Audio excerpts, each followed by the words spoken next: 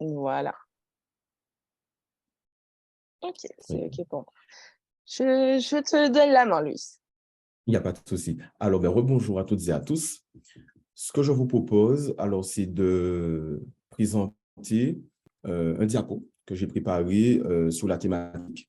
Surtout, n'hésitez pas à poser des questions au fur et à mesure. De toute façon, je vous inviterai à chaque fois, enfin, je ferai en sorte de vérifier que tout est assimilé par chacun d'entre vous. Donc, voilà, surtout qu'on n'est pas nombreux, donc n'hésitez pas. Moi, je suis d'accord pour qu'on fasse un échange interactif. D'accord? Alors, je vais partager mon écran.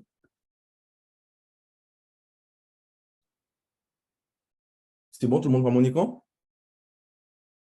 OK, très bien. Alors, dans un premier temps, ce que je vous propose, c'est de faire un petit récapitulatif sur comment est organisé le système de financement de la formation professionnelle de manière générale. Donc, on a dans un premier temps la formation initiale, hein, qui correspond très souvent à notre parcours scolaire, et ce qu'on appelle la formation professionnelle. La formation professionnelle qui s'apparente à la formation continue, une fois que nous sommes rentrés dans le monde du travail. Donc, comment ça se passe? Donc, nous avons les entreprises qu'on retrouve ici, qui cotisent maintenant à travers l'URSSAF. Donc, avant, les entreprises cotisaient directement auprès des OPCO, qui avant étaient OPCA. Mais aujourd'hui, tout ceci passe par l'URSSAF, qui paye ce qu'on appelle une contribution unique pour la formation professionnelle et l'alternance. Alors, Erika, je crois, est professeure de PS, donc statut de fonctionnaire, c'est ça? D'accord. C'est Sylvie qui est freelance, par contre. Alors maintenant, les freelances cotisent pour le CPF. Donc, en payant ces charges URSSAF, il y a une petite contribution qui correspond à la formation professionnelle. Et en fait, une fois que ça remonte à l'URSSAF, c'est ce qui permet d'alimenter, dans un premier temps, le compte CPF chaque année. Mais tout ceci est géré par Force Compétences. Donc, ce que j'entoure ici, qui, lui, est l'organe qui va légiférer et dispatcher tous les fonds auprès des différents interlocuteurs de financement de la formation. Les régions, la Caisse des dépôts et des consignations, qui aujourd'hui gère le CPF, l'État, l'État à travers plusieurs acteurs comme le Pôle emploi, et nous avons les opérateurs CEP, donc conseillers en évolution professionnelle, et les OPCO. Donc, c'est Force Compétences qui dispatchent les fonds après récolte de la taxe unique de la formation professionnelle. Et ces fonds sont dispatchés en fonction de la loi des finances chaque année. Pour vous donner un exemple, actuellement, l'apprentissage représente plus de 70% des fonds de la formation professionnelle. D'accord? Et en bas, justement, je vous ai mis, alors, je vais vous agrandir ça, je vous ai mis les différents leviers de financement ici, en fonction de chaque acteur. Par exemple, la Caisse des dépôts et des consignations gère le CPF. L'État gère très souvent la formation des demandeurs d'emploi par le biais du Pôle emploi. Les OPCO gèrent aujourd'hui l'apprentissage et ce qu'on appelle le plan de développement des compétences, qu'on appelait à l'époque le plan de formation, pour les entreprises ayant moins de 50 salariés. D'accord? L'OPCO gère également un dispositif que l'on appelle la ProA qui est le dispositif idéal pour valoriser, comment dirais-je, la mobilité verticale en interne. Je m'explique. En gros, c'est l'alternance pour les personnes qui sont déjà en CDI. Pour vous donner un exemple concret, imaginons un assistant comptable de niveau Bac+2 qui, aujourd'hui, a une possibilité d'évolution dans son entreprise pour devenir comptable. Et pour cela, sa direction et lui-même sont ouverts à l'idée de valider une licence en comptabilité. Du coup, ce dispositif que l'on appelle la ProA pourrait permettre de financer cette formation. Tout à l'heure, on va rentrer dans les détails sur les conditions d'accès à chaque levier, mais en gros, la ProA, c'est ça. Et puis, on retrouve l'apprentissage qui maintenant a le vent en poupe depuis la dernière réforme et qui est également géré par les OPCO. Voilà. Est-ce que ça va pour tout le monde jusqu'à maintenant? Très bien. Donc, je vous disais, c'est bon, Sylvie? Oui, D'accord. oui, tout est clair. Jusqu'à présent, tout est clair. Super. Merci. Pas de questions jusqu'à maintenant? Non. D'accord. Donc ici, alors j'ai schématisé les différents leviers, donc les leviers principaux que l'on retrouve aujourd'hui en fonction des différents types de publics. Donc nous avons le plan de développement de compétences, comme je disais, très adapté pour le public salarié, pour les formations professionnelles courtes. Je m'explique. Imaginons une formation de prise de parole en public sur 2 jours. Ce dispositif PDC serait idéal pour obtenir le financement. Je rappelle que le plan de développement de compétences peut être mobilisé pour les entreprises ayant moins de 50 salariés. D'accord? La PRO-A, que nous avons évoquée en dernier, donc, qui est le dispositif idéal pour la promotion sociale en interne. Le CPF, que tout le monde connaît, j'imagine aujourd'hui, qui est ouvert aux fonctionnaires depuis 2017. Donc, ce qui pourrait t'intéresser, Erika, notamment. La seule petite différence, c'est que le CPF dans le secteur public est en heures et pas en euros, contrairement au secteur privé. D'accord? Et nous avons ce qu'on appelle le PTP, c'est le projet de transition professionnelle. Qu'est-ce qu'on entend par là? Tout simplement, hein, imaginons, Erika, prof de PS, demain, veut devenir DRH. Elle pourrait mobiliser ce levier pour pouvoir obtenir un financement à travers un organisme que l'on appelle Transition Pro et que nous allons voir plus en détail également tout à l'heure. D'accord? Et nous avons également la région, donc la région Guadeloupe, en l'occurrence, qui soutient également l'accès à la formation, notamment pour le public demandeur d'emploi.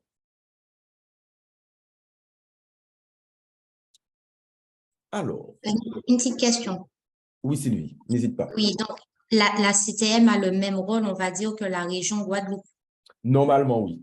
Normalement, oui. Toutes les régions, aujourd'hui, depuis la nouvelle réforme de la formation datant de septembre 2018, l'État, à travers cette réforme, a renforcé le rôle des régions.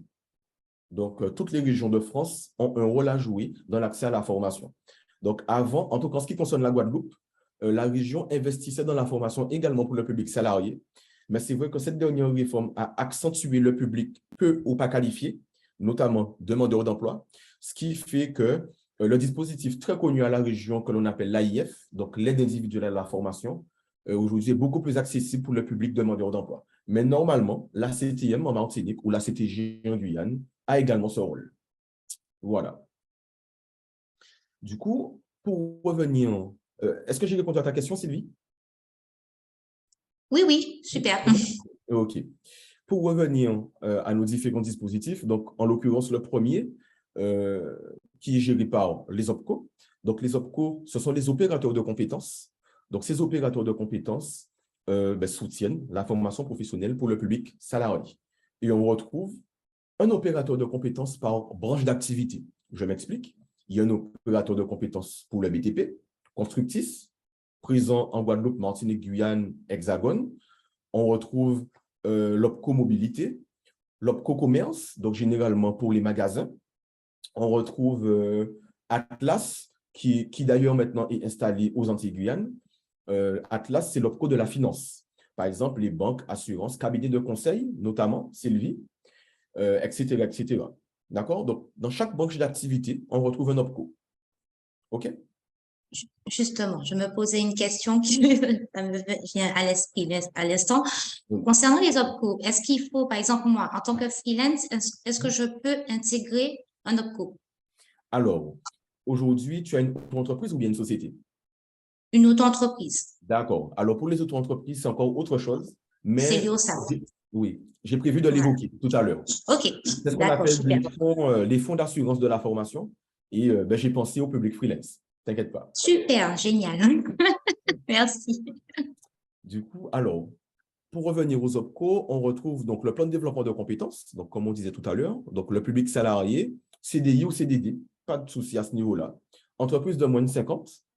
Et vous avez ce que l'on appelle des critères de prise en charge. Ces critères de prise en charge dépendent de l'OPCO. Pour vous donner un exemple, les critères de prise en charge de l'OPCO BTP ne seront pas le même des critères de prise en charge de l'OPCO de l'économie sociale et solidaire, par exemple. Voyez? Donc, tout va dépendre de la quantité, comment dirais-je, de la quantité de contributions récoltées par cet OPCO par rapport à sa branche d'activité. Par la suite, elle va définir une enveloppe budgétaire sur l'année en fonction de ce qu'elle a pu récolter. D'accord? La Pro A, toujours pour le public salarié, mais avec une subtilité. La Pro A est mobilisable pour les personnes ayant un niveau inférieur ou égal au bac+2. Donc, c'est pour ça que tout à l'heure, j'ai pris l'exemple de l'assistant comptable ayant un niveau bac qui veut valider un BTS ou qui a un BTS et qui veut valider une licence. À ce moment, il sera éligible. Par contre, imaginons que notre même comptable veut devenir responsable comptable et pour ceci, il est moins validé un master. Si il a déjà une licence, il ne pourra pas prétendre à la Pro A parce qu'il dépasse le niveau de qualification maximal requis pour ce levier. D'accord? Et ensuite, pour les entreprises de plus de 50 salariés, on retrouve ce que l'on appelle les fonds conventionnels. Là, en gros, ce sont les accords de branche. Donc, ce sont les grosses PME et grandes entreprises. Donc, je m'entends bien quand je dis ça, à échelle de nos territoires, bien sûr. Parce que dans nos territoires, ben, une entreprise de 100 salariés, c'est déjà une grande entreprise. D'accord? Et puis, nous retrouvons ben, les formations en intra. Donc, les formations en intra, très souvent, qui correspondent ben, à un besoin spécifique. Et là, ben, on peut mobiliser les fonds de l'OPCO également, comme le plan de développement de compétences pour pouvoir assurer le financement. C'est clair jusqu'à maintenant? Très bien. Maintenant, on va passer à Transition Pro. Transition Pro, aujourd'hui, c'est ce que l'on appelait le fonds GESIF il y a quelques années. Donc, le fonds GESIF est devenu Transition Pro suite à la dernière réforme de la formation professionnelle. Ce dispositif est éligible pour le public salarié, mais salarié du secteur privé. D'accord? Je m'explique. Tout à l'heure, j'ai pris l'exemple d'Erika, mais elle est fonctionnaire, donc ce ne serait pas un bon exemple. Mais imaginons un Tarencia, demain, veut devenir DRH ou experte en communication digitale et qu'elle veut se reconvertir, elle peut prétendre à mobiliser ce dispositif. La condition, c'est qu'il faut absolument avoir un contrat de travail salarié. Ce qui fait que ce levier, il s'ouvre également pour le public CDI, mais aussi pour ceux qui sont CDD. Et c'est là où on parle d'ingénierie financière de la formation. C'est déjà analyser le contexte de la personne qui aimerait suivre une formation et qui aimerait du coup obtenir un financement. Je m'explique. Imaginons, nous avons quelqu'un qui est salarié en CDD. Son CDD dure 8 mois. Et que cette personne a déjà un projet de formation n'ayant rien à voir avec son expertise actuelle. Là où on fait preuve d'ingénierie, ce serait de mobiliser ce dispositif alors que son CDD court toujours. Ce ne serait de ne pas attendre la fin de son CDD pour pouvoir mobiliser ce levier. D'accord? Ici, nous avons les conditions d'accès. Donc, pour le public, CDI, 24 mois minimum consécutifs en tant que salarié, quelle que soit la nature du contrat, dont 12 mois, très important, dans l'entreprise actuelle. Donc, imaginons que demain, Sylvie, ben, tu es un salarié dans ta société. Dans ton entreprise, voilà, tu bascules en société, etc. Ton activité évolue bien. Et cette personne, tu lui proposes un projet d'évolution, mais qui n'a rien à voir avec son métier actuel. Cette personne pourrait mobiliser, du coup, Transition Pro, mais à condition qu'elle soit dans ton entreprise depuis 1 an, d'accord, et qu'elle ait 24 mois minimum de statut salarié. D'accord? D'accord. Donc, ça voudrait dire qu'il faut que cette personne, peu importe dans quelle entreprise elle était, il faut qu'elle soit salariée depuis 24 mois, mais parallèlement, il faut qu'elle soit 1 an dans ma structure. Exactement. Dans l'entreprise. OK. Même si c'était ailleurs, mais en tout cas, qu'elle ait comptabilisé 24 mois de salariat. Tout à fait. Tout à fait. C'est ça. OK. Mais cette transition pro, est-ce que c'est l'entreprise qui prend, qui décide, ou bien est-ce que c'est quelque chose de vraiment à part ou c'est un salarié qui mobilise ce dispositif?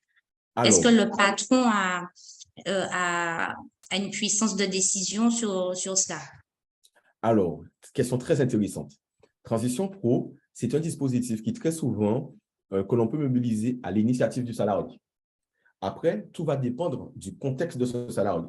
Imaginons que c'est un projet de transition professionnelle en lien avec l'entreprise dans laquelle se trouve le salarié. Forcément, si le patron est OK pour ce projet, il peut accompagner le salarié parce que la charge administrative de ce levier est quand même assez lourde. D'accord? Donc là, le patron pourrait l'accompagner à mettre en place son dossier. À ce titre, à droite, nous avons les critères de prise en charge. Donc, on a une prise en charge de quasi 30 € de l'heure pour un coût pédagogique global allant jusqu'à 19 530 €. Oui. Si je peux, c'est sur la diapo que je suis en train de montrer là? Oui, c'est ça.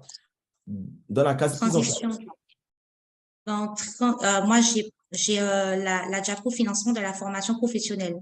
Ah, pardon. C'est bizarre. Ici, vous voyez rien? Toujours la même diapo, financement de la formation professionnelle. Ah, c'est bizarre. Très, très, très, très bizarre. Alors, excusez-moi. Il n'y a pas de souci.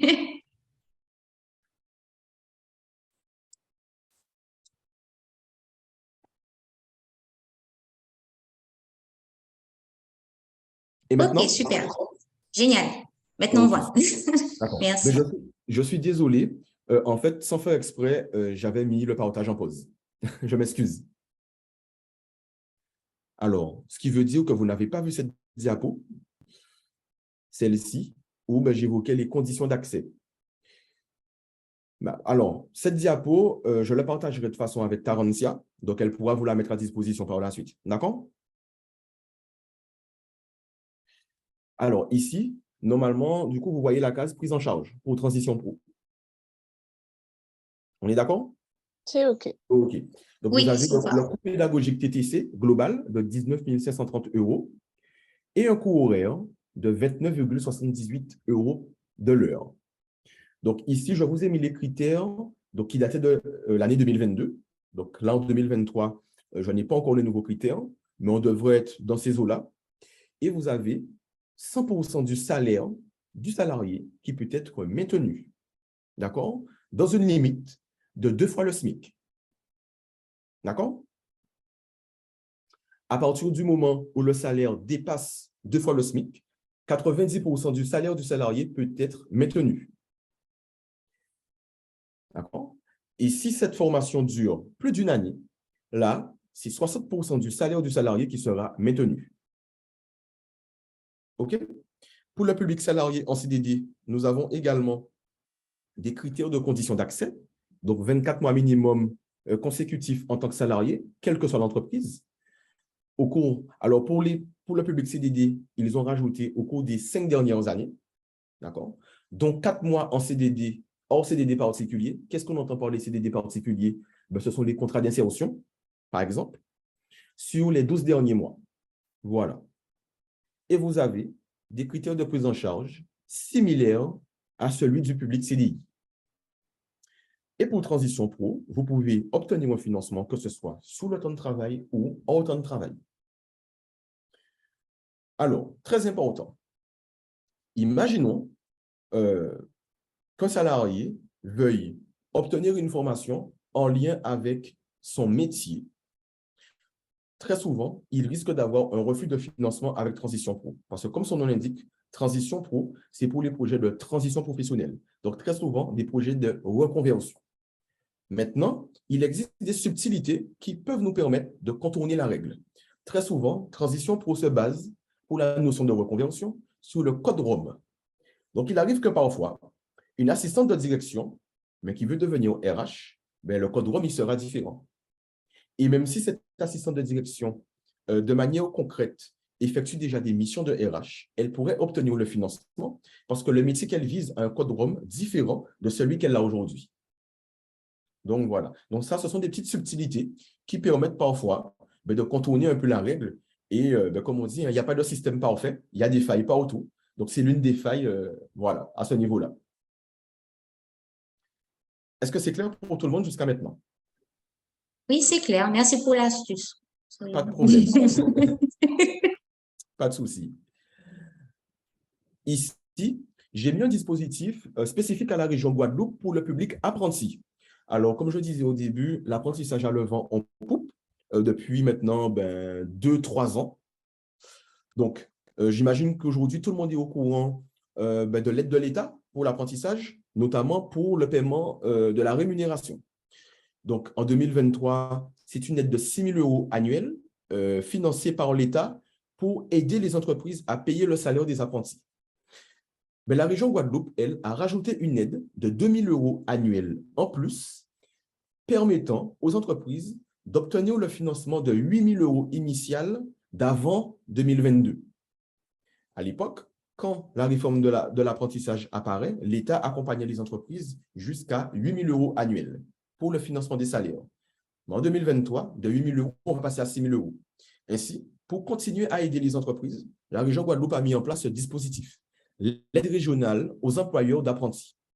Donc, c'est 2 000 € annuels, donc ce qui nous permet d'avoir 166,67 € tous les mois pour pouvoir financer le salaire de l'apprenti.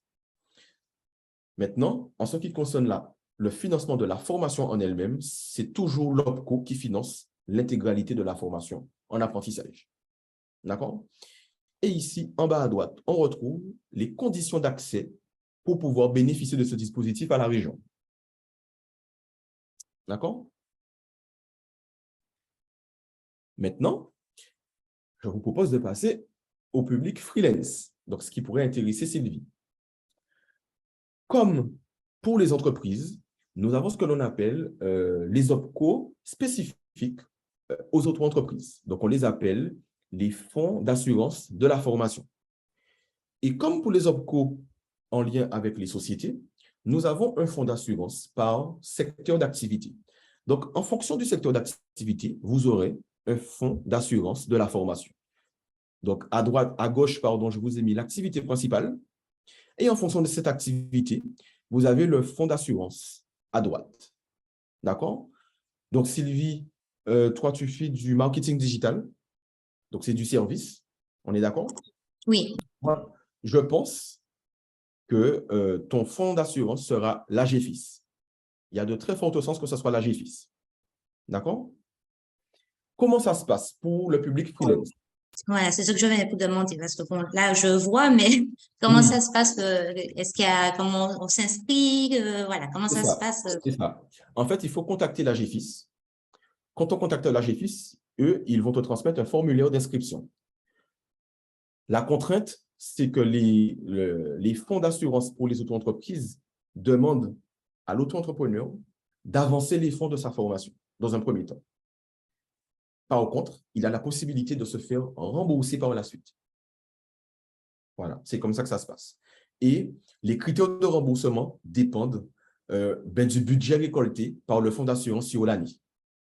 Alors, je vais être très franc avec toi, Sylvie. Pendant le COVID, les critères de prise en charge étaient dérisoires. Mais c'est parce que, alors j'avais eu la personne qui était chargée de l'AGFIS en Guadeloupe qui me disait, mais c'est parce que pendant le COVID, l'économie avait pris un coup et forcément, la priorité des auto-entrepreneurs n'était pas de se former, mais de maintenir leur activité. Donc forcément, ils avaient récolté peu de fonds. Mais peut-être que maintenant, maintenant que les choses vont un petit peu mieux, que les critères de prise en charge vont être plus intéressants. Parce qu'avant le COVID, j'étais encore conseiller en formation, je sais que les critères, en tout cas de l'AGFIS en Guadeloupe, étaient plutôt intéressants. Et par exemple, j'avais accompagné une auto-entrepreneuse pour obtenir un financement et elle avait eu quand même un remboursement de 2 000 €. Donc, ce qui peut être intéressant quand même. D'accord? Du coup, Sylvie, tu es en Martinique? Oui, je suis en Martinique. D'accord, OK. Alors, parce qu'ici, j'ai mis les coordonnées pour la Guadeloupe. Donc, généralement, en Guadeloupe, on a un acteur qui recense en fait les coordonnées de plusieurs fonds d'assurance. D'accord? Donc, ici, j'ai mis le numéro ainsi que les adresses mail. Mais pour la Guadeloupe, tout simplement, Sylvie, en tapant AGFIS Martinique, auto-entreprise, tu devrais retrouver les coordonnées. Oui, oui, je suppose. Je vais trouver. Et si tu as un souci par rapport à ça, tu peux te rapprocher de ta Tarantia, du campus digital, et nous, on pourra t'accompagner à faire le nécessaire par la suite. Il n'y a pas de souci, c'est gentil. D'accord? OK. Voilà. Donc, en gros, ce sont les différents fonds, les différents leviers que l'on retrouve aujourd'hui qui peuvent permettre à différents publics de financer des actions de formation. J'aimerais rebondir sur Erika, qui est fonctionnaire. L'astuce que tu as aujourd'hui, Erika, c'est de passer par ton CPF. Aujourd'hui, les agents publics peuvent mobiliser leur CPF pour pouvoir obtenir des financements tout en prenant en compte que le CPF peut être mobilisé pour des formations certifiantes, qualifiantes, diplômantes. Donc, imaginons que tu aimerais suivre une formation prise de parole en public sur 3 jours. Là, tu ne pourrais pas mobiliser ton CPF. D'accord? Donc, le tout, c'est de chercher une certification, par exemple, au campus digital, qui pourrait satisfaire un besoin. Et là, tu pourrais mobiliser le CPF de ton employeur public. Voilà. Si je peux me permettre, en fait, j'ai une particularité, donc je suis contractuelle dans le privé. J'enseigne dans le privé, je suis contractuelle et parallèlement, je suis restée inscrite à Pôle emploi, parce qu'on ne sait jamais. Donc, voilà, ça fait quand même 6 ans que j'enseigne. Je reste contractuelle, certes, mais je me suis tout de même, je suis quand même restée inscrite à Pôle emploi, justement pour bénéficier de formation, si c'était justement nécessaire. Donc, je me suis renseignée, Tarencia, j'ai des heures et j'ai aussi la partie en euros. Les deux qui apparaissent. OK, très bien. Oui, effectivement. Voilà. Effectivement, parfois, j'ai rencontré des publics qui ont travaillé dans des entités publiques auparavant et qui ensuite sont arrivés dans le secteur privé. Et effectivement, on voit les deux parties dans leur compte CPF. Alors, Erika, du coup, toi, tu as pas mal de possibilités. Tu as ton CPF du secteur privé, ton CPF du secteur public. Entre parenthèses, tu as la possibilité de convertir tes heures en euros. Hein. Je ne sais pas si tu le sais. Voilà. J'ai lu ça. Tout à fait. Tu peux faire ça. En effet. Et ayant le statut de demandeur d'emploi, tu peux également bénéficier de l'AIF région. D'accord? Très important, si tu veux mobiliser l'AIF région, il faut que tu fasses ta demande 3 mois minimum avant le démarrage de la formation. D'accord? Et en plus, tu peux également bénéficier de l'AIF Pôle emploi parce qu'il existe également un AIF financé par le Pôle emploi. D'accord? Donc ainsi, l'enjeu pour toi, c'est de jongler entre les différents dispositifs. En fonction du coût global de la formation que tu souhaiterais faire, c'est de pouvoir mobiliser chacun de ces leviers pour avoir à payer le moins possible, voire rien du tout, à la fin. Voilà. Une petite question. Oui, si j'ai bien compris, donc il y a l'AIF. On peut faire la demande auprès du Pôle emploi, mais on peut faire la demande directement auprès de la région. C'est ça. Également. Oui, parce qu'en fait, ce sont 2 AIF distincts. D'accord. Voilà, 2 acteurs qui peuvent rien avoir. J'avais cru comprendre que quand on fait la demande auprès de la région, il faut être quand même appuyé et accompagné par un conseiller Pôle emploi. Sauf si j'ai mal compris. Alors, de mon expérience, Sylvie, pas du tout. Oui, pas du tout. J'ai accompagné pas mal de personnes qui ont mobilisé l'AIF et d'ailleurs, à l'époque, ces personnes étaient salariées, d'accord, où nous avons obtenu des financements AIF, ces personnes n'étaient pas accompagnées par un conseiller Pôle emploi. L'AIF région, c'est un dossier que tu complètes. En ce qui concerne la région Guadeloupe, tu le remplis directement en ligne. Donc, tu crées un compte sur le site de la région, tu remplis ton dossier, il y aura des pièces justificatives à fournir, d'accord, et ensuite, tu transmets ton dossier complet qui passera en commission et tu attends ta décision. Alors, je vois qu'il y a Nick qui nous parle.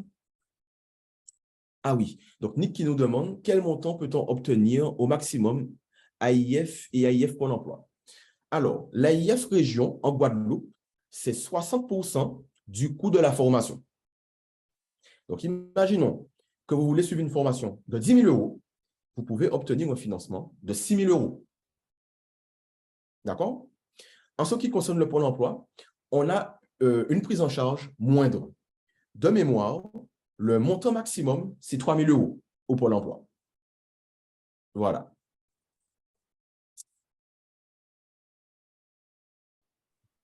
Ok, d'accord. Voilà. Au niveau du Pôle, Alors, là, je parle par rapport à des expériences, hein.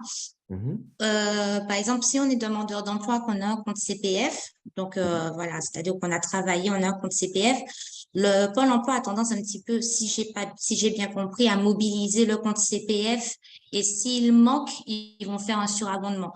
C'est bien ça? C'est ça, tout à fait. Ouais. Tout à fait.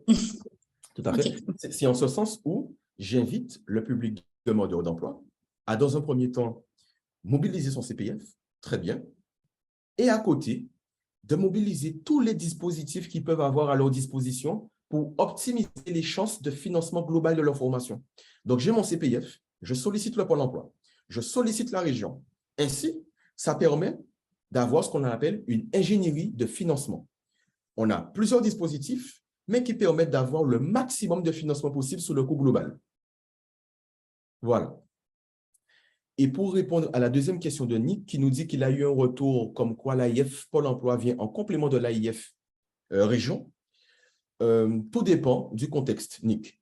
Encore une fois, hein, moi, je n'ai pas rencontré ce cas-là. D'accord? Donc, très souvent, c'est au cas par cas. C'est pour ça que j'invite le public demandeur d'emploi à mobiliser tous les leviers qu'il a à disposition, de ne pas hésiter à y aller. Et s'il le faut, de se faire accompagner. Parce que la charge administrative, donc on est dans le système français, donc très souvent, il y a beaucoup de paperasse pour ce type de financement, de se faire accompagner pour la partie administrative si la personne n'est pas très à l'aise avec cette partie-là. Voilà. Et c'est là aussi où l'accompagnateur, donc que ce soit le campus digital ou même toi, Sylvie, comme parfois tu es amené à le faire, vous apportez une valeur ajoutée au travail effectué, en accompagnant la personne à aller chercher ces financements-là. Voilà.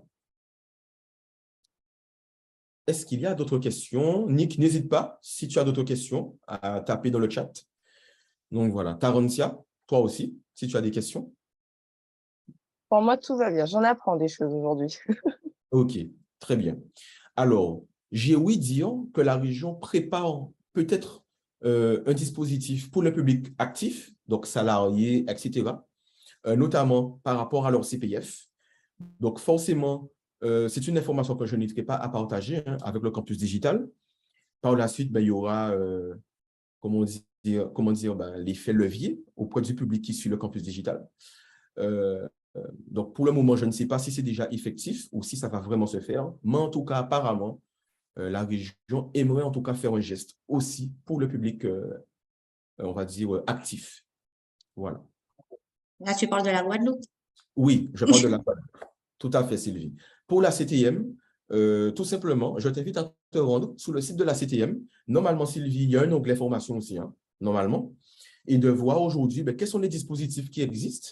Donc, que ce soit pour le public demandeur d'emploi, le public salarié, le public freelance également, et de prendre contact avec le service formation de la CTM. Voilà. Est-ce que vous avez d'autres questions? Moi, j'en aurais une. Elle me Oui. trottait dans la tête depuis tout à l'heure, mais je n'osais pas trop la poser. Oui. Est-ce que le Pôle emploi a le droit, entre guillemets, d'imposer aux demandeurs d'emploi de passer d'abord par son CPF, puis de demander le financement du Pôle emploi? Est-ce qu'il a le droit de faire ça? Alors, est-ce qu'il a le droit? Ce serait présomptueux de ma part de te dire qu'ils ont le droit ou pas, Taranzia. D'accord. Parce qu'en réalité, ils ont tout intérêt, en fait, à t'inciter à mobiliser ton CPF. OK. Parce que forcément, la formation, c'est un budget et ça coûte. Donc, ils ont tout intérêt à inciter les gens tout d'abord à mobiliser leur CPF et en fonction du coût, qu'ils n'aient pas à mobiliser leur budget. Et c'est en fonction du coût de la formation. Effectivement, si ta formation dépasse ton budget à toi, là, ils vont t'apporter le complément. OK. Donc, voilà. Donc, je peux comprendre qu'effectivement, c'est une politique qui peut porter à interrogation, mais c'est dans leur intérêt de faire ça. D'accord. C'est noté. Voilà. Je te remercie. Il n'y a pas de souci. Donc, un demandeur d'emploi qui peut rester et dire non, je refuse de mobiliser mon CPF, il y a de fortes chances qu'on n'accepte pas son dossier. Malheureusement. Malheureusement. Okay. Voilà. D'accord. Est-ce qu'il y a des leviers de financement pour les étudiants? Je sais Alors, que c'est... à Il y part, en a quasiment pas, pour ne non, pas non, dire pas du Sylvie, tout. malheureusement, non, à part l'apprentissage. C'est Ouais. pour ça qu'aujourd'hui, on incite les jeunes en formation initiale à aller à se diriger vers l'alternance. Ainsi, Alors, enfin, je pose la question parce qu'ils sont nombreux à oui. vouloir faire une formation pendant les grandes vacances pour Ah oui, préparer leur licence ou bien pour préparer leur BTS pour oui, qu'ils puissent se sentir plus à l'aise et avoir déjà, on va dire, un fondement, une base pour pouvoir intégrer après leur processus, d'accord. leur parcours Ok. scolaire. Donc, tu veux dire une formation qui va déjà commencer à renforcer, voire développer les compétences qu'ils vont commencer à acquérir.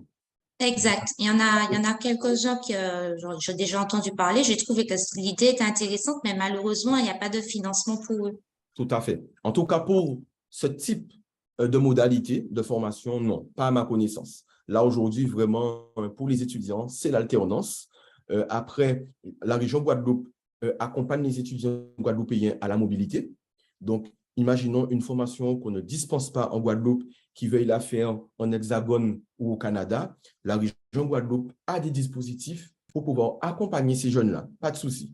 Mais toujours dans une optique d'aller faire leurs études. Mais une formation pour préparer les études à venir, dans un premier temps, pendant les bonnes vacances, non, malheureusement. Voilà. Et c'est pour ça que, voilà, nous incitons les jeunes de manière générale à se diriger vers l'apprentissage, parce que là, ben, ils sont certains d'avoir leur formation intégralement financée par l'OPCO et l'employeur à avoir une aide de l'État et pour ceux qui sont en Guadeloupe, une aide de la région.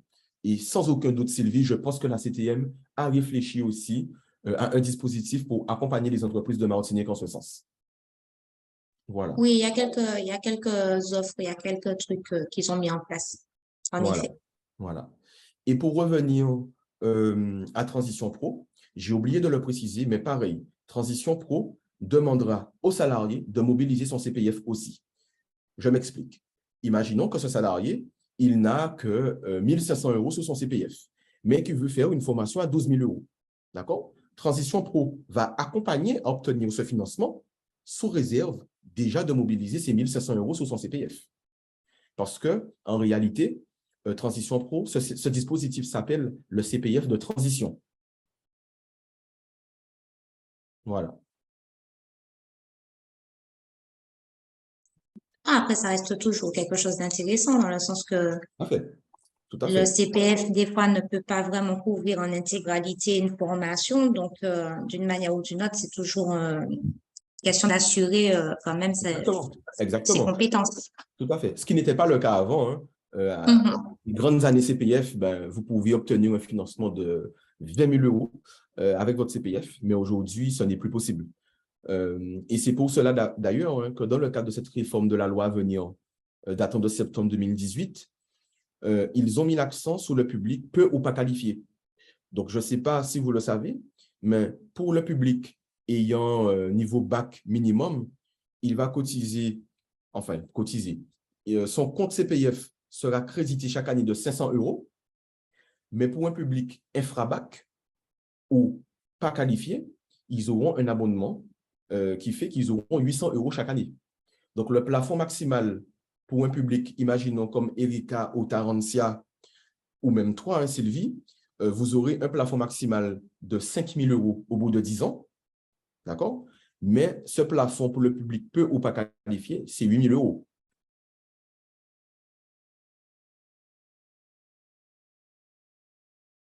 Alors, le micro est désactivé, Sylvie. Je disais juste OK. Voilà, d'accord. OK, pas de souci. Non, Donc, c'est très voilà. clair. Franchement, c'est très, très clair.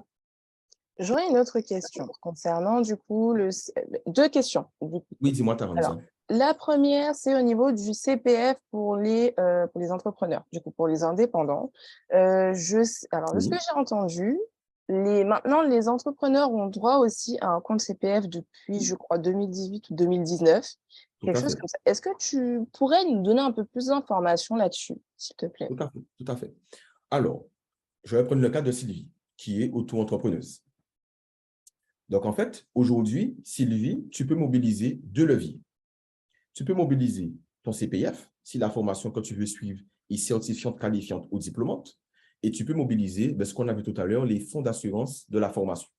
Comment ça fonctionne, le CPF, pour les auto-entrepreneurs?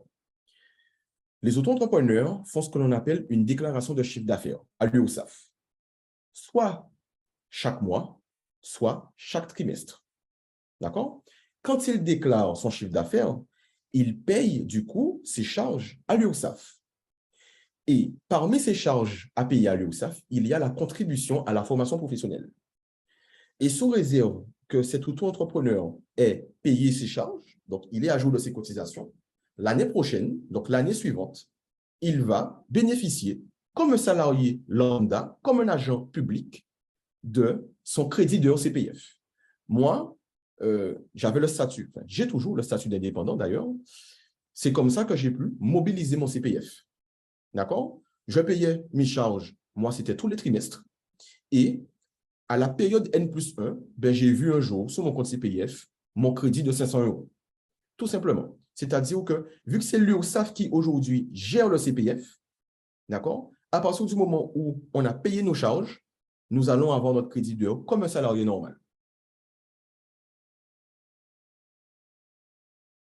Ok, c'est très clair. Voilà. C'est très clair? Donc, c'est vraiment, excuse-moi.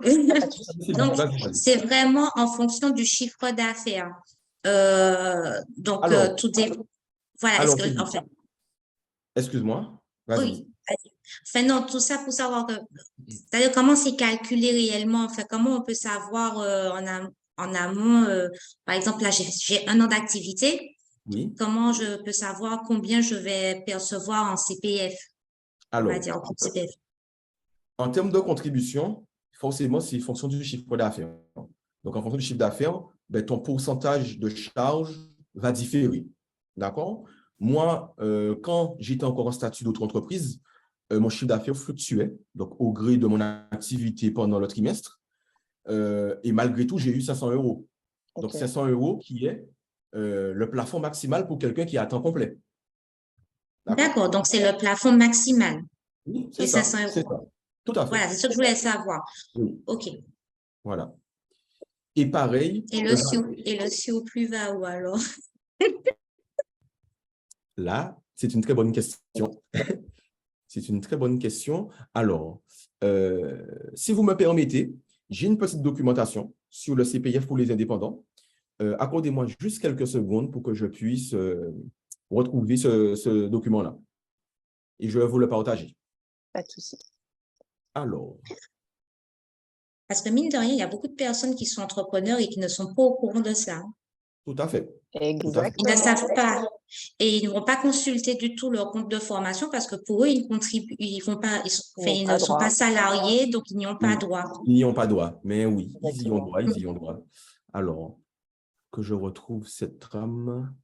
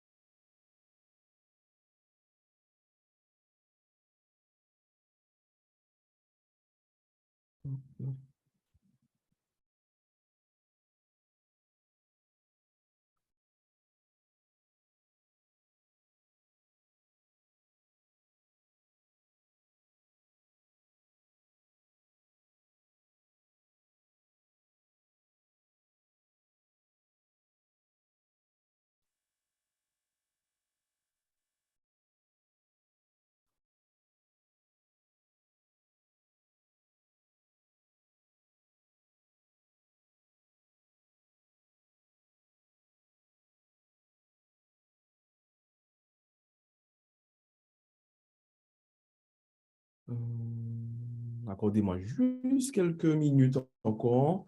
Cette trame, je suis sûr que je l'ai. Il faut juste que je retrouve le dossier.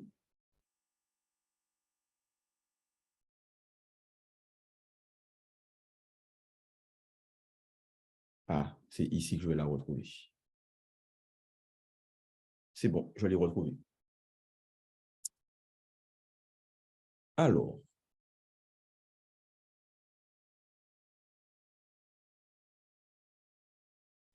est-ce que vous voyez la trame? Non. Non. Alors, Non. attendez. Je vais recommencer le partage. Et maintenant? Voilà. Là, on la voit. Oui, Ok, c'est très bon. bien. Donc ici, vous voyez qu'en bas, nous avons Oui. la partie pour les auto-entrepreneurs. Mhm. D'accord? Donc, si on regarde bien,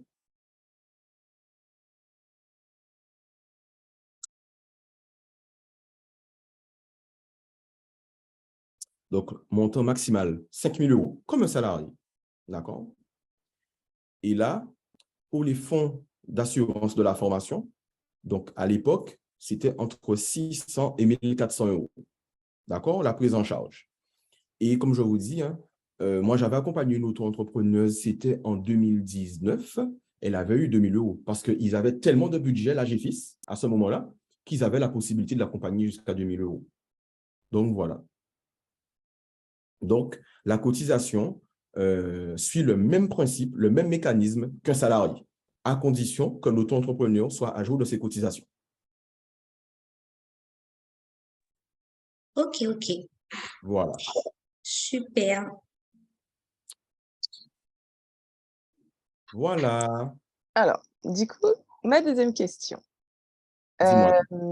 Pour les fonctionnaires, Oui. donc Erika, donc tu as du coup 2 CPF, on va dire ça comme ça, donc 1 en euros, 1 en heures. Comment est-ce qu'elle peut faire pour pouvoir convertir son CPF en heures? Parce que de ce que j'ai pu entendre, Oui. il faut que ce soit l'employeur qui fasse cette conversion. Est-ce que c'est toujours l'employeur est-ce qu'elle doit passer par son employeur ou est-ce qu'il y a une astuce pour qu'elle puisse le faire d'elle-même? Comment ça D'accord. fonctionne? Alors, pour qu'on s'entende bien, Tarantia, tu veux dire par là convertir les heures en euros? C'est ça, exactement. D'accord, ok, très bien. Alors, moi, j'ai fait le test une fois pour quelqu'un qui avait travaillé dans une structure publique dans le domaine de la santé et qui maintenant travaille pour une structure de droit privé. Quand on s'est connecté sur son compte CPF, donc on avait ces deux compteurs qui étaient apparents et directement sur le compte CPF, il y avait une option qui disait convertir mes heures en euros. Donc, on n'a pas été jusqu'au bout parce qu'elle ne voulait pas forcément le faire, mais pour lui montrer la démarche, on a été jusqu'à l'avant-dernière étape et il m'a semblé que l'agent public pouvait être totalement autonome à ce niveau-là. En tout cas, sous la conversion. D'accord? Après, en ce qui concerne le financement de la formation via le CPF dans le secteur public, si nous avons vraiment un fonctionnaire, que ce soit en collectivité territoriale, etc., c'est l'employeur public qui finance. D'accord? Parce que forcément, la formation, le prix n'est pas en heures, mais en euros. Donc, c'est l'employeur public qui va financer la formation, mais en débitant les heures de CPF de son agent. Mais en ce qui concerne la conversion des heures en euros, il m'a semblé, en tout cas en faisant le test avec quelqu'un, que l'agent pouvait avoir une totale autonomie dessus. Erika, est-ce que tu as vu cette option sur ton compte CPF? Oui, il me semble que c'est ce que j'ai vu également, qu'il y avait une Mhm, possibilité de convertir les heures en euros. tout à fait. Voilà. Ok.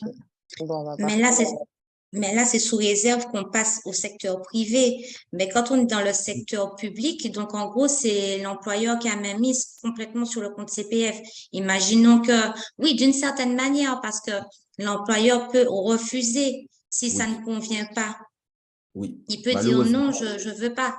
oui, on est d'accord. On est d'accord, Sylvie. Malheureusement, pour les agents publics qui ont que des heures du secteur public, oui, c'est l'employeur qui a le dernier mot sur le financement. Malheureusement, oui.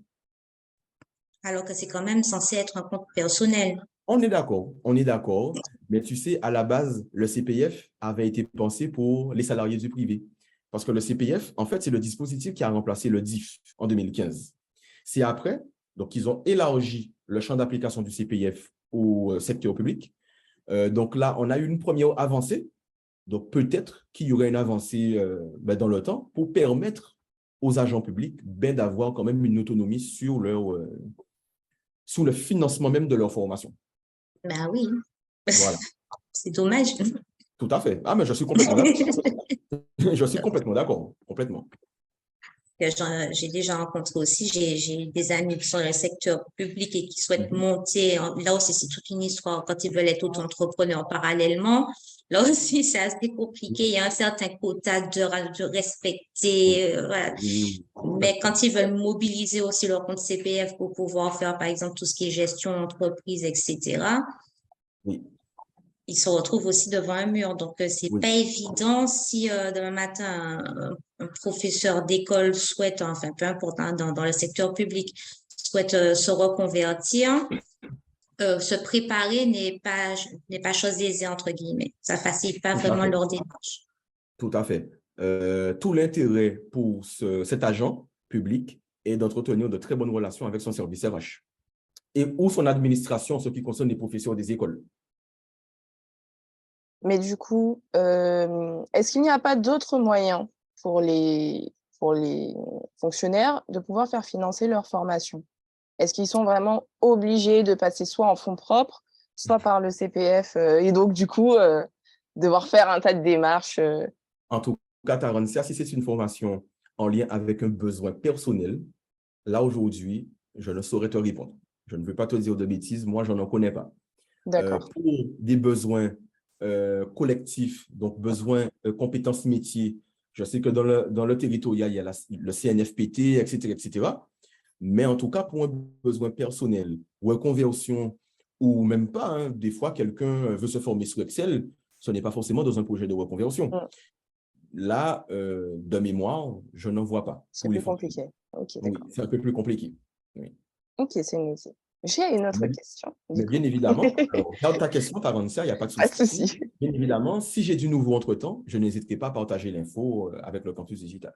OK, bon, génial, parfait. Je te remercie. Du Ma coup, question.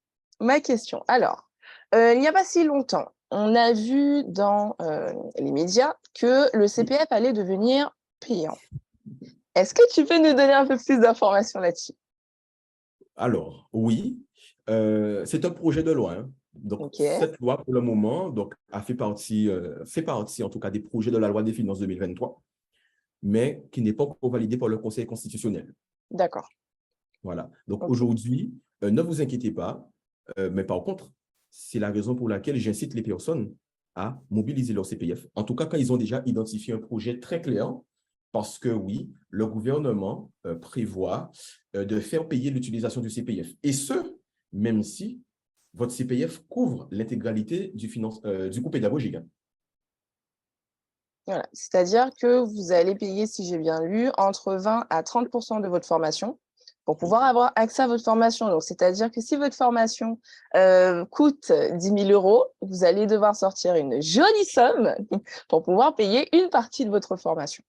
Oui, là, pour le coup, il faudrait demander des comptes au gouvernement. Voilà, Voilà. c'est ça. Mais oui, c'est un projet de loi qui est en cours actuellement, mais qui n'est pas encore validé par le Conseil constitutionnel et qui peut-être ne le sera pas d'ailleurs. OK. Mais oui, le gouvernement a émis cette idée et je vais vous dire pourquoi. C'est tout simplement parce que le système de financement actuel de la formation est ultra déficitaire. On est sur un déficit de quasi 3 milliards d'euros. Voilà. D'accord. Bon, mais du coup, je n'ai plus de questions. Sylvie, je crois que tu voulais rebondir au-dessus. Non, c'est juste pour rappeler, c'est encore l'État. Oui, oui. Oui, c'est ça. Ça reste toujours l'État. Non, mais je pense aussi qu'il y a un côté aussi d'engagement. Parce qu'il y a beaucoup de personnes qui s'engagent à faire des formations en passant par le CPF, qui se présentent pas, qui peut-être que le fait d'avoir mis un peu la main à la poche montre que c'est une démarche où il faut prendre ses responsabilités quand même. Il faut On un est minimum d'accord. d'intérêt. On est d'accord, mais le bémol que j'émets, c'est qu'à un moment donné, il faut être cohérent. Parce Oui. que c'est quand même très paradoxal de vouloir privilégier le public peu ou pas qualifié, en l'occurrence demandeurs d'emploi, et de leur demander de payer De 6 payer. mois, 10 000 euros, 20%. Parce que Oui, généralement, clairement. le public, justement, ben, n'a pas les moyens de pouvoir contribuer personnellement à un financement de la formation. Donc, je trouve qu'il y a un peu d'incohérence et de paradoxe dans cette Mais manière pour de tout le voir les monde, choses. hein, c'est le cas, pas seulement pour l'emploi, hein, c'est tout le monde. Je pense que le monde de la formation risque de prendre un coup. Ça peut être un frein. Ça peut Oui, être un réel frein. oui, oui, la formation, en tout cas, vu la direction que ça prend, ça deviendra un luxe. Voilà. Comme un peu tout d'ailleurs, Tout pour à être fait. honnête. Tout à Alors, fait. bon, on a dépassé un petit peu, du coup, cette heure d'échange. J'aurais une petite information à vous demander. D'abord, une chose qui me tient vraiment à cœur parce que c'est une chose qui pose beaucoup de soucis. Pour avoir accès justement à son compte CPF, il y a une petite subtilité. Pour pouvoir avoir accès à votre compte CPF, vous avez juste à créer votre compte, hein. Vous allez dessus, mon compte formation. Vous n'êtes jamais allé dessus, vous créez juste votre compte, vous remplissez le petit formulaire, c'est très, très simple. Et vous y avez accès. Par contre, pour vous inscrire à une formation, là, c'est différent. Pour vous inscrire à une formation, vous êtes obligé, je le dis bien, c'est obligatoire d'avoir l'identité numérique La Poste. Est-ce que vous voyez ce que c'est? On a Erika qui voit ce que c'est. Moi, oui. Moi, oui.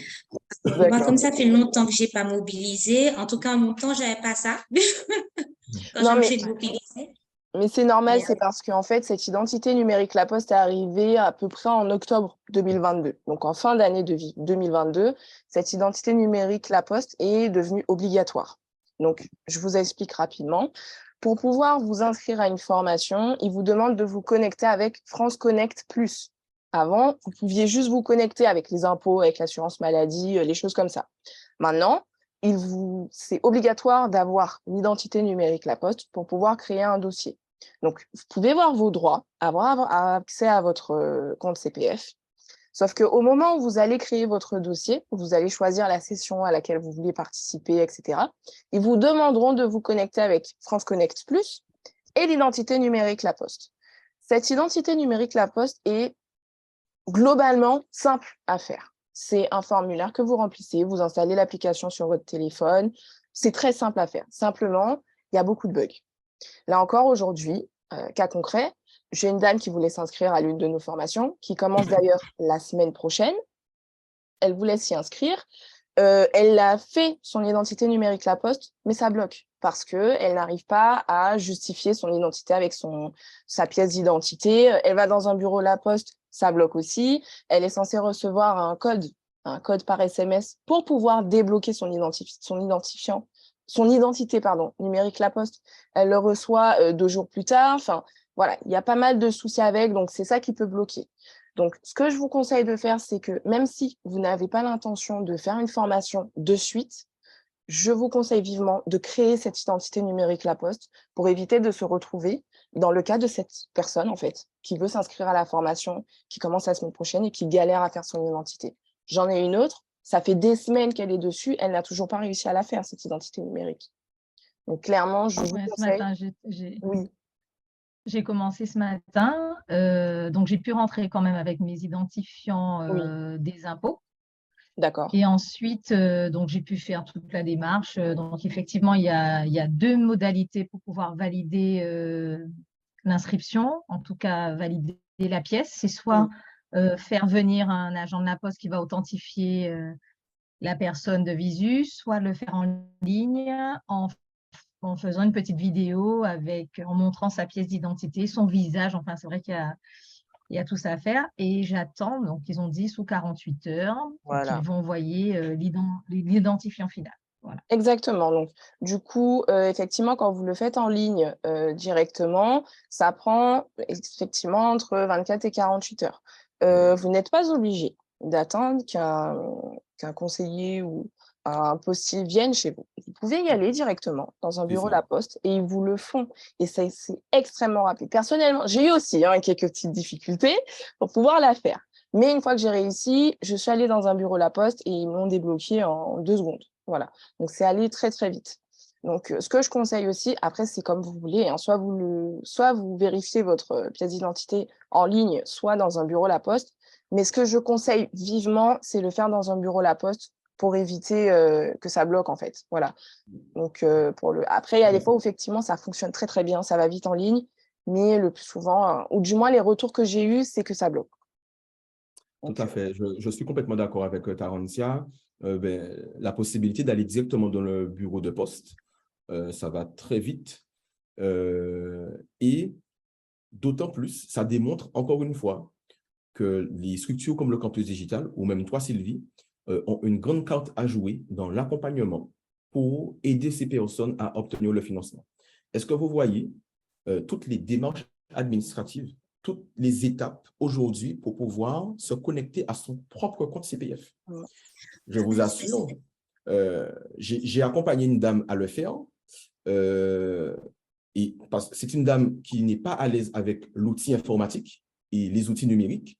Si je n'étais pas là pour l'aider à le faire, cette dame n'aurait jamais pu avoir accès à son compte CPF. À l'heure de la digitalisation, je ne comprends pas du tout cette démarche. Pour moi, c'est totalement nouveau et je comprends pas. Je suis restée bloquée au fait qu'il faut une identité, la poste, voilà, numérique. Je suis restée bloquée à ça. J'ai du mal à comprendre la démarche. Je comprends pas. Il y a tellement de solutions et de moyens. Je sais pas. Déjà, rien qu'en créant le compte. Rien qu'en créant le compte CPF, quand même, ça garantit une certaine chose. Le fait de pouvoir France Connect, je trouve que ça fonctionne plutôt bien. C'est comme ça garantit quand même une certaine sécurité. J'ai du mal un peu à… Ouais. Voilà, donc, de ce qu'ils ont expliqué, c'est parce qu'il y a eu énormément de fraude. Donc, du coup, ils ont voulu renforcer la sécurité et ils ont mis obligatoire l'identité numérique La Poste. Et il y avait déjà cette identité numérique, mais on n'était pas obligé de se connecter avec, parce qu'il y avait du coup d'autres options comme impôt.gouv. Mais là, c'était vraiment pour renforcer la sécurité du compte CPF, parce qu'il y avait vraiment énormément de fraude. Jusqu'à présent. Jusqu'à présent, tout à fait. Et d'ailleurs, il faut savoir que dans le projet de loi de finances 2023, avec l'histoire du paiement en contrepartie de l'utilisation de son compte CPF, derrière ça, il y a aussi la notion de démarchage commercial interdit pour le compte CPF. L'État cherche ça aussi à travers ça. Chaque semaine, je reçois au moins 3 appels. Eh bien, sachez que c'est interdit. Ils n'ont pas le droit de vous solliciter pour utiliser votre compte CPF. Du moment où on dit ça, ils raccrochent direct. Oui, non, mais c'est ça. Et d'ailleurs, c'est l'une des grandes dérives de cette réforme qui a transformé les heures de CPF en euros. À partir du moment où on a basculé dans ce système en euros, c'était sûr et certain qu'on allait avoir ça. Oui, exactement. Voilà. Bon, est-ce que tout va bien pour vous? Est-ce que vous avez des questions? Est-ce que vous voulez qu'on revienne sur un point qu'a abordé Loïs? Dites-nous tout. Pour ma part, tout était très clair. Franchement, merci, bien expliqué. Félicitations. Merci, avec plaisir. Non, merci. Sincèrement, franchement, c'était très instructif. J'ai pas vu le temps passer, c'était vraiment sympathique. Juste un truc, mais ça n'a rien à voir. J'étais inscrite au webinaire sur les femmes. Oui. Alors, sincèrement, moi, j'ai trouvé le titre très… Ça m'a un petit peu, ouais. Mais j'aurais aimé avoir le replay. J'ai envoyé un petit mail, je suis restée sur retour. Bon, je suis passée le week-end et je voulais savoir si c'était possible d'obtenir un replay. Voilà, c'est juste ça. Effectivement, donc en fait, un mail a été envoyé, mais je me permets de te tutoyer. Ah oui, il n'y a pas de souci. Je n'ai pas la seule personne à m'avoir fait ce retour. Il y a un mail qui a été envoyé, mais je crois que vous ne l'avez pas reçu. Pourquoi? Je ne sais pas. J'ai vérifié ce matin, il est bien parti. Donc, vous ne l'avez pas reçu. C'est un mail qui disait qu'on avait eu un problème technique. Un des problèmes techniques. Donc, on n'a pas pu malheureusement faire ce webinaire. Par contre, il sera reprogrammé. Ça, c'est sûr. C'est une chose qu'on verra demain avec l'équipe. Il sera reprogrammé. Pour ça, il n'y a pas de problème. Ok, d'accord. Ok. Voilà. Je suis Merci. vraiment désolée que vous n'ayez pas reçu, parce que ça fait 2 fois enfin, 3 personnes même qui me disent qu'ils n'ont pas reçu. Enfin, pourquoi il n'y a pas eu de. Qu'est-ce qui se passe? Voilà. Donc voilà, on a eu des petits soucis techniques. OK. Voilà. C'était une petite aparté. En tout cas, merci beaucoup pour celui-ci. Il était vraiment, vraiment sympa. Avec plaisir. Merci à vous. Alors, si vous avez d'autres questions, si vous voulez aller plus loin, donc avec le campus, si vous avez des projets de formation, des questions, je vous mets le lien pour prendre rendez-vous juste dans le chat. Donc, il est juste là. Donc, moi, je suis là. Si vous avez des questions, pareil, si vous avez des questions pour Loïs, s'il veut bien sûr, vous pourrez le contacter à travers le campus, si vous voulez. Voilà, vous faites comme vous voulez, il n'y a pas de problème. Avec plaisir. Voilà. Bon, vous pouvez nous joindre donc sur nos réseaux sociaux, pareil, Instagram, Facebook, LinkedIn aussi, ou prendre rendez-vous directement avec moi. Comme ça, on échangera. On est situé à... Bon, je suis désolée pour toi, Sylvie, tu es en Martinique. On est situé du coup à Jarry, donc en Guadeloupe. Donc, vous pouvez venir en physique au bureau. Toute l'équipe est là le vendredi. Le vendredi, toute la journée, on est là. Donc, si vous avez des questions, besoin d'échanger sur vos projets, il n'y a pas de souci. On est là pour vous accueillir. Et nous avons aussi une permanence le mardi après-midi de 13h à 15h, où moi, je suis là pour répondre à vos questions concernant vos projets, concernant votre besoin d'accompagnement pour les formations. Voilà. Donc, pareil, vous allez trouver le lien dans le mail du replay, en espérant que celui-là, vous allez le recevoir. Si on n'y arrive pas, si bien sûr vous n'y arrivez pas, n'hésitez pas à prendre rendez-vous, pareil, pour nous faire part de ce petit souci. Et voilà, donc j'espère que ce webinaire vous a beaucoup apporté. Vous allez recevoir le replay et le contenu de Louis par mail également. Donc dans votre mail, vous aurez tout ce qu'il vous faut. Voilà. Voilà. Super, merci beaucoup en tout cas. Merci à vous. Merci à vous. Et j'espère vous retrouver lors des autres événements de cette semaine. Pareil, vous allez recevoir aussi le lien dans le mail. Oui, je me suis déjà inscrite à quelques-uns, donc normalement, oui. D'accord, c'est cool, ça fait plaisir. On ne vous retient pas plus longtemps. Je vous remercie encore. Et je vous dis du coup à ces prochains jours lors des événements alors. À bientôt. Ok, à bientôt. À bientôt. À bientôt, Bon merci. après-midi Au à revoir. tous. Bon après-midi. Pareillement.